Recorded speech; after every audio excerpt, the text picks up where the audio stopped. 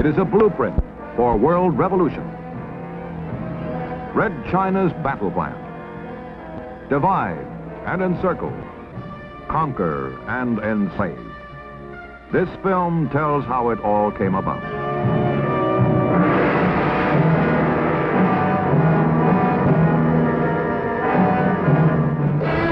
China ceased to dominate various territories, which included 3.5 million square miles, an area equal in size to 3 Indias, or almost all of Europe.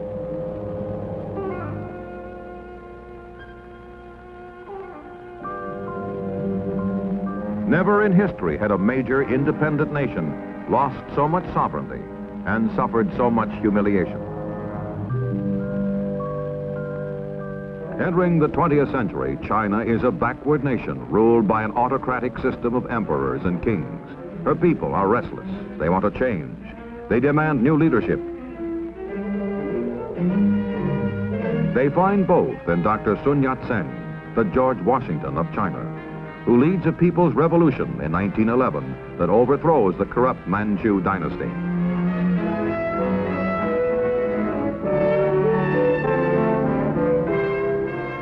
Dr. Sun's attempts to establish democracy in China are hampered by reactionaries, restorationists, warlords.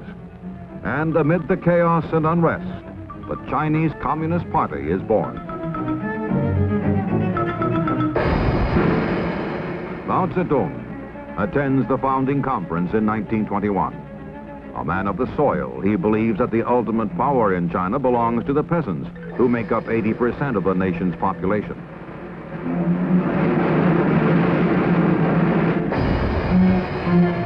And so, says Mao Zedong, China's communist revolution must begin in the rural areas and sweep over the cities. Chiang kai-shek, succeeding Sun Yat-sen, works with the communists at first, but in 1927 he purges them from his government. Chiang's armies are able to drive the red troops into the mountains, but he can never wipe them out.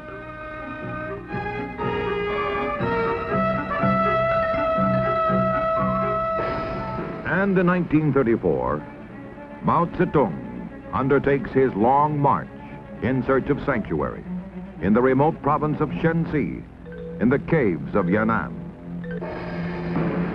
It is as if an army had been ordered to march on foot 6,000 miles through hostile territory in 1 year. Following a tortuous roundabout route, the communists cross 18 mountain ranges, some of them higher than the European Alps.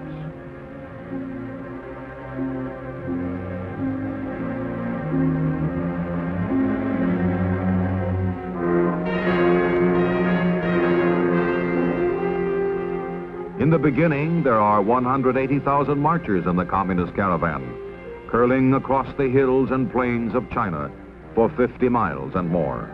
Casualties are enormous. 3/4 of the marchers die en route. But the survivors press on, and when they reach their mountain sanctuary, Mao himself is on hand to salute and welcome them. He is and has been throughout the long march in full command.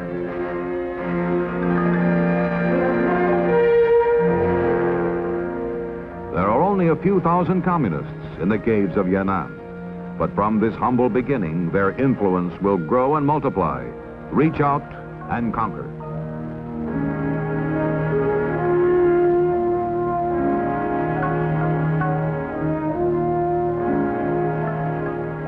The communists ideologically are constantly on the attack, denouncing the nationalist government and Chiang kai-shek.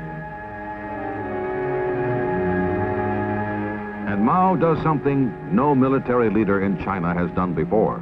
He sends his soldiers into the fields to work beside the peasants, to help them, and to talk to them of the new China, the communist China, in which landlords will be made to give up their farms to the peasants.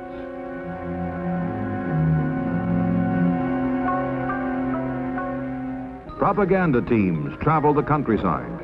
Dancers perform morality plays in which the landlords are the devils and the communists are the forces of righteousness, trampling their class enemy.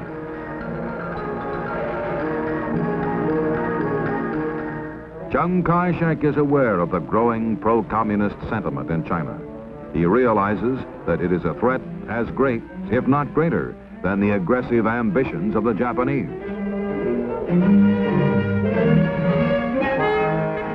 For Chiang and for Nationalist China, the sands of time are running out. And yet, the nation, her cities, and her people reflect little of the uneasiness, unrest, uncertainty that cast their shadows from within and without.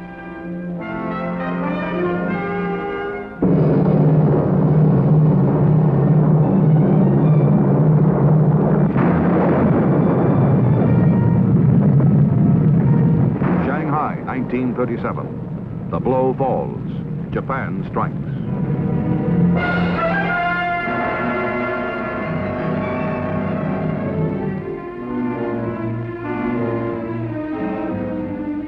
When Chiang Kai-shek is forced into war with Japan, when China must fight for her life, the communists are given representation in a coalition government.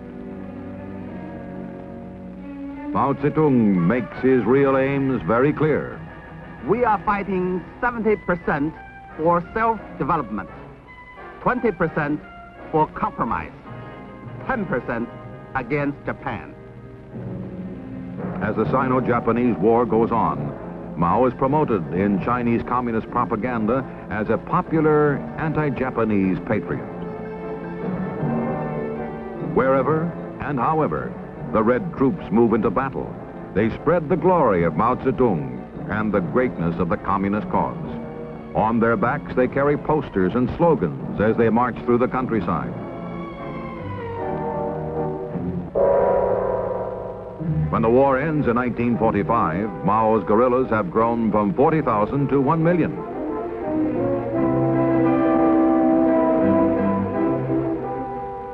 The enemy from without has been conquered, but within, the fight has just begun. For post-war China is a nation exhausted by battle. People eat grass. Misery and hunger are deeply etched on the land and on the people.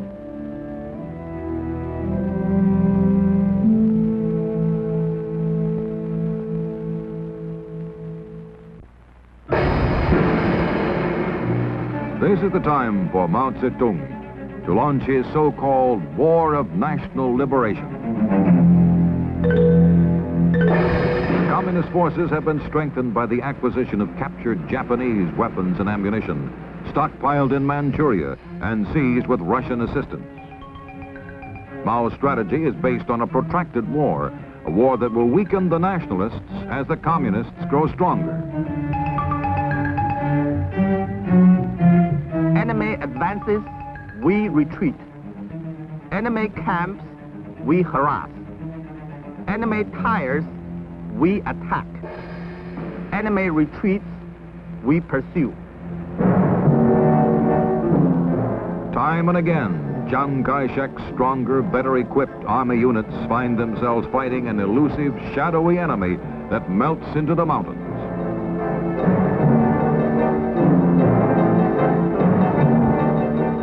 And in the midst of battle, communist soldiers harangue the nationalists, calling on Chiang's troops, often with great effect, to desert to the communist side. Mao Zedong's self-proclaimed War of National Liberation is a series of battles of annihilation. Injuring all of a man's 10 fingers is not as effective as chopping off one, and routing 10 enemy divisions is not as effective as annihilating one of them. Mao's conquest of mainland China begins with his guerrillas gaining control of the rural areas. Then the cities are surrounded and isolated, engulfed and defeated.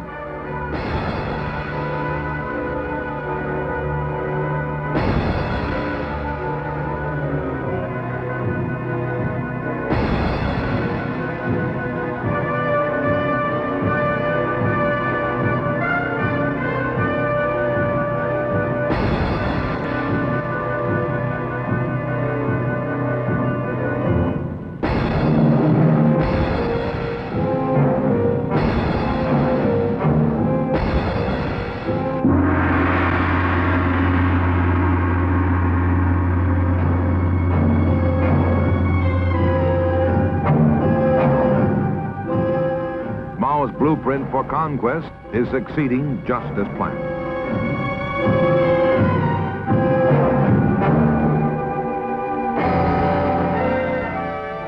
All along, Mao woos the intellectuals, the middle force in China, with talk of a coalition government, a united front, a new democracy. But Mao's promises of popular representation only mask the communist leader's real intentions.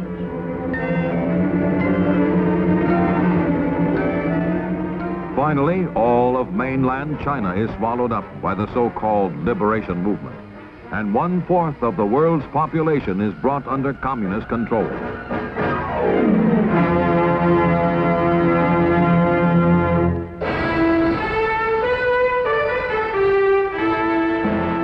But on Formosa, renamed Taiwan, more than 10 million Chinese remain free.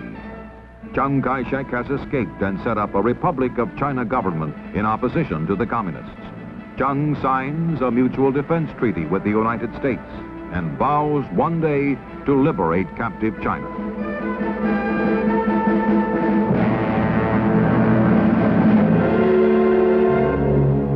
In Beiping, on October 1st, 1949, Mao Zedong proclaims the birth of the People's Republic of China. In communist China, with the War of National Liberation won, Mao Zedong reveals to the world that he is no gentle agrarian reformer. In the first 5 years of the People's Republic, at least 800,000 anti-communists, by Mao's own admission, are tried and executed.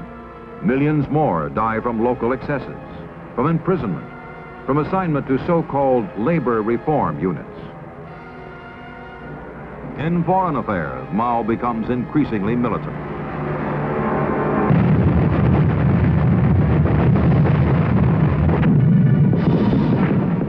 And in Korea in 1950, Communist China and the free world come into conflict when South Korea is invaded by communist forces from North Korea.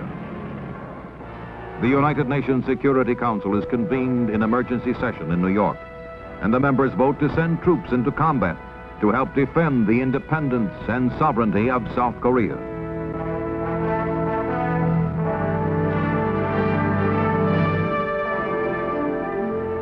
In December 1950, the Red Chinese intervene on the side of North Korea.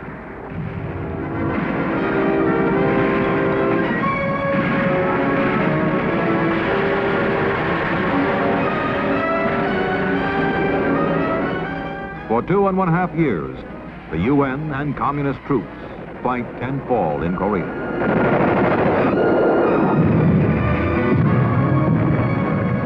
The United Nations forces hold, and in July 1953 at Panmunjom, an armistice is signed, fixing boundary lines much as they were when the invasion began.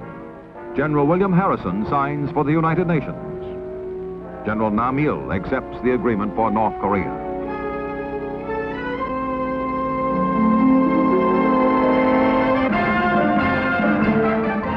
As the communist Chinese troops withdraw and return to their homeland, Mao Zedong claims a momentous victory over the free world.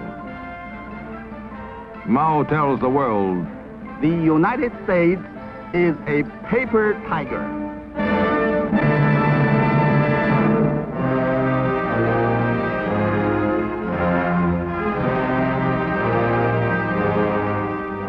Immediately after the establishment of the People's Republic, all is harmony between the Chinese dragon and the Russian bear. Moscow rolls out the red carpet for the visitor from Peking. And it is not long before the two giants of the communist world, controlling together more than 1 billion lives, sign a 30-year treaty of friendship, alliance, and assistance. Each country promises not to join in any coalition against the other, and both agree to consult regularly on matters of mutual concern.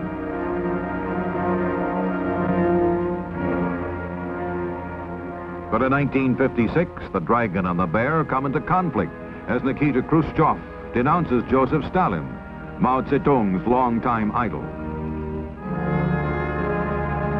When the Russian premier proposes a policy of peaceful coexistence with the free world, Red China attacks Khrushchev and the Soviet Union as traitors to the basic doctrine of world revolution.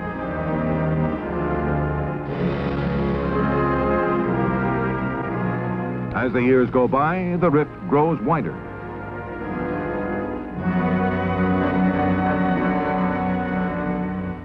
In 1963, Russia, the United States, and Great Britain agree on an historic treaty banning nuclear testing in the atmosphere, outer space, and underwater. The treaty, the increasing contact and communications between Russia and the free world, reflect the Soviet leadership's growing concern with internal problems and so-called peaceful coexistence as a better way than force to spread communism around the world. Dean Rusk signs for the United States. Andrei Gromyko for the Soviet Union. And Alexander Douglas Hume for Great Britain. Red China denounces Moscow's new line and sets out to become the leader of world communism.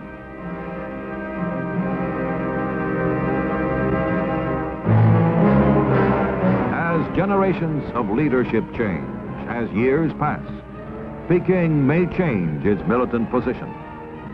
But today, Communist China seeks to spread its own brand of global revolution.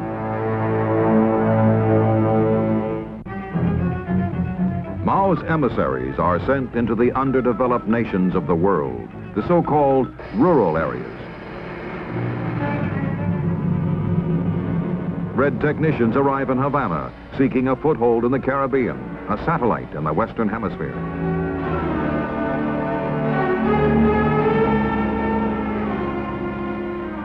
Raul Castro, Fidel's younger brother, travels behind the bamboo curtain to be greeted and decorated by Chinese military officials.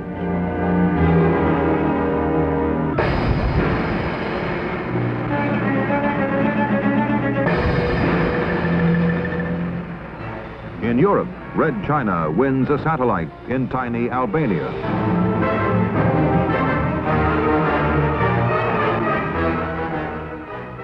And in talks and meetings, the Red leaders preach their gospel of world revolution through people's wars of national liberation.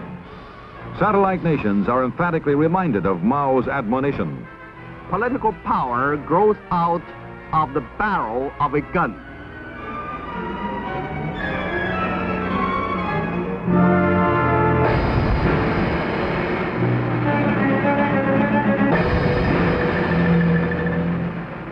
In Africa, Ghana and its leader, Kwame Nkrumah, received special... On state visits, the Ghanaian president is greeted by Zhou Enlai as Peking seeks to spread its influence throughout Africa.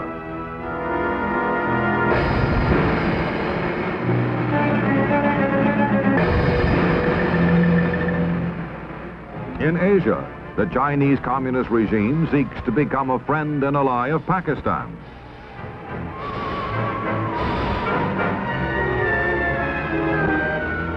Zhou Enlai, Peking's apostle of world revolution, as he meets with President Ayub Khan.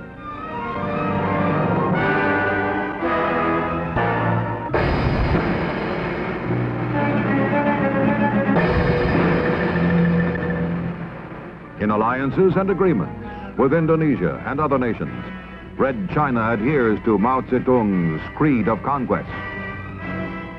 The Marxist-Leninist principles of revolution hold good universally for China, all the other countries of the world. Red China's battle plan is spelled out in specific detail in an article written by Lin Biao, Vice Chairman of the Chinese Communist Party and Minister of Defense. Long live the victory of People's War is the title of the article. And its 18,000 words are directed toward the ultimate and absolute defeat of the free world. Victory for communism will come, says Lin Biao, through wars of national liberation. Country by country, continent by continent.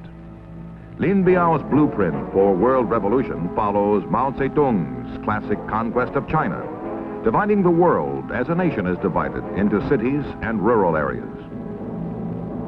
In this Red Chinese battle plan, North America and Western Europe are the cities of the world, and Asia, Africa, Central America, and South America, the rural areas.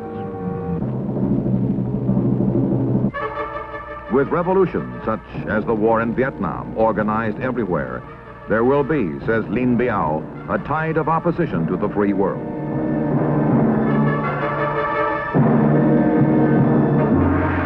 And the imperialists, the reactionaries, the Khrushchev revisionists will be swept from the stage of history.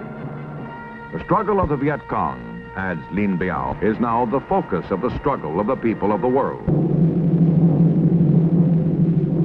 The communists are waging a guerrilla war patterned after Mao Zedong's War of National Liberation. In Vietnam, as in China 2 decades ago, communists seek to dominate the countryside until the dense thicket of communism surrounds, entangles, and finally chokes the cities. And the Viet Cong fight with guerrilla tactics tested and perfected by Mao Zedong. Use any technique of terror, subversion, treachery that will harass and cripple the enemy. And so civilian prisoners are bound and chained and slaughtered by the Viet Cong.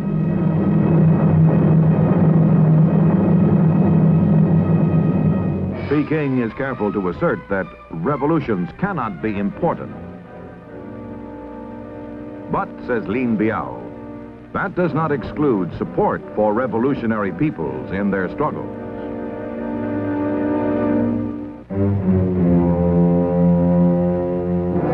Thus does militant communist China and Mao Zedong see the day when Peking becomes the ideological center of a world enslaved.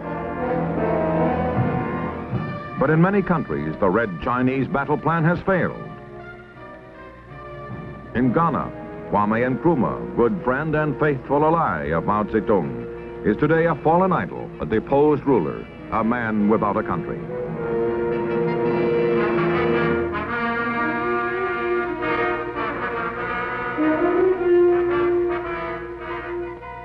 In Indonesia, anti-communist riots shake the country, and students storm the Red Chinese embassy.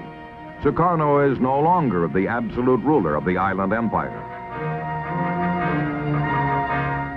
In the Caribbean, communist China suffers still another setback.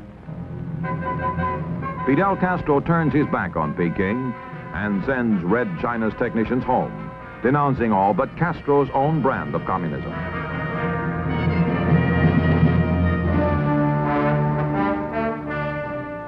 In Asia, nations large and small stand together, strong, alert.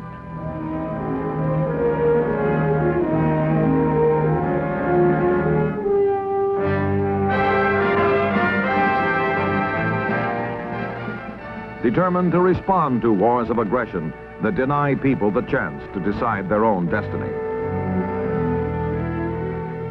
Striving for peace, striving for a world in which nations live by law and reason, not by threats and destruction. In a world of so-called cities and rural areas, the emerging nations and industrial countries are today partners in progress, building together for peace. The cities, the fortunate nations of the world, are bringing to the rural areas, the poorer nations, the skills and assistance needed to help them and their people build and create a better life. For this generation and those to come, carrying on a tradition of hope and the dignity of man, a conviction born long ago, far away. When this bell rang out the news that a new nation was born, a new truth proclaimed, that man is born to be and to remain forever free.